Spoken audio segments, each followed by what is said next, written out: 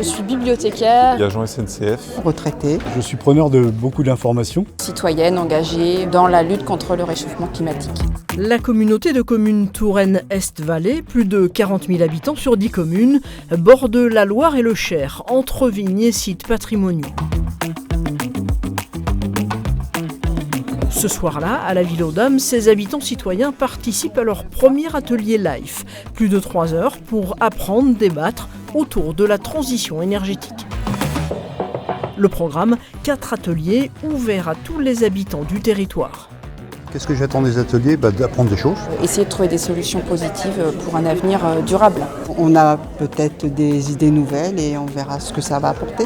Moi, ce qui m'intéressait, c'est de pouvoir voir au niveau local ce qui pouvait être mis en place. Il y a déjà eu quand même pas mal de démarches de fête localement, mais qu'il y a encore plein d'idées, plein de choses qui peuvent être développées. L'attente, c'est de pouvoir démarrer un projet. Le premier atelier, on remet un peu les bases, on fait un jeu sur l'énergie. Le deuxième atelier, on se répartit. Soit vous voulez vraiment travailler sur des projets d'énergie renouvelable, soit vraiment de sobriété, et là les groupes commencent à parler. L'atelier 3, c'est une visite de site, on va sur le terrain, donc soit sur de la production énergétique, soit sur de la sobriété.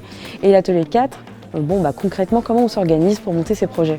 Le projet LIFE est initié par l'Europe avec une seule expérience pilote en France, en région Centre Val-de-Loire. Ce projet est cofinancé par la région, l'ADEME, Énergie Partagée et 9 autres partenaires. C'est une vraie satisfaction, une vraie fierté de voir qu'il y a dans chaque territoire plusieurs centaines de personnes qui s'intéressent à ces questions et qui viennent prendre du temps. Là, clairement, l'objectif, c'est de donner la parole aux habitants et aussi leur donner un peu les outils pour qu'eux-mêmes construisent des actions. Soirée dans la bonne humeur, ce qui est intéressant quand on parle d'écologie, parce que parfois ça peut être plombant, là c'était pas le cas. Collaboratif. La dynamique. Force du groupe. Voilà, j'ai appris des choses ce soir, et puis j'ai envie de revenir. L'idée après ces ateliers, c'est de pouvoir être un collectif qui fait des choses et qui avance. Ça peut répondre en tout cas à bon nombre de nos questions et structurer véritablement nos projets. Au fil du temps, on arrive à faire plus d'économies, à changer nos façons de faire, nos façons de vivre, qui fait qu'on aura peut-être un héritage pour nos enfants qui sera un peu meilleur. Objectif du territoire Touraine Est-Vallée à l'horizon 2030, multiplier par 2 la production d'énergie renouvelable par rapport à 2015 et diminuer la consommation énergétique de 25% d'ici 2030 par rapport à 2008.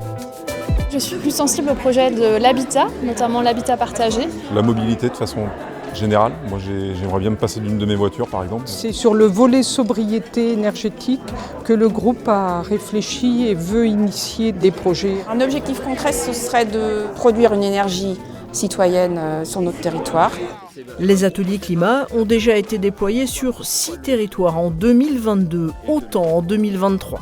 Moi je crois effectivement vraiment à la force des citoyens et après que ce soit accompagné par les politiques, j'espère aussi.